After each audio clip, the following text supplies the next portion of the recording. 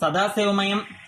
August 17వ తేదీ శ్రావణ మాస శని త్రయోదశి సందర్భంగా ఎవరికైతే ఏలినాటి శని, అష్టమ శని, అర్ధాష్టమ శని ఉన్నాయో, అంటే కర్కాటక రాశి వారు, వృశ్చిక రాశి వారు, మకర రాశి వారు, కుంభరాశి వారు, మీనరాశి వారు ఈ యొక్క శని త్రయోదశి రోజున ప్రాతకాలాన్ని స్నానాది కార్యక్రమాలు నిర్వహించుకొని ఈ యొక్క నవగ్రహాలు ఉండే ఆలయం వద్దకు వెళ్లి అక్కడ శనీశ్వరునికి చక్కగా తైలాభిషేకాన్ని నిర్వహించుకొని తదుపరి 1 కేజం పావు నల్ల నువ్వుల్ని నల్లని వస్త్రంలో కట్టి దక్షిణ తాంబూలాలు పెట్టి బ్రాహ్మణోత్తమునికి దానం ఇవ్వడం ద్వారా ఆ శనీశ్వరుని యొక్క అనుగ్రహం కలుగుతుంది. ఒకవేళ ఇటువంటి అవకాశం లేని వాళ్ళు ఆ నవగ్రహాల వద్దకు వెళ్లి శనీశ్వరుని ముందు నల్ల నువ్వుల నూనెతో దీపారాధన చేసి ఒక తమలపాకులోని బెల్లాన్ని నైవేద్యం పెట్టి ఆ నవగ్రహాల చుట్టూ 9 ప్రదక్షిణలు చేయడం ద్వారా కూడా ఆ శనీశ్వరుని యొక్క అనుగ్రహం కలుగుతుంది.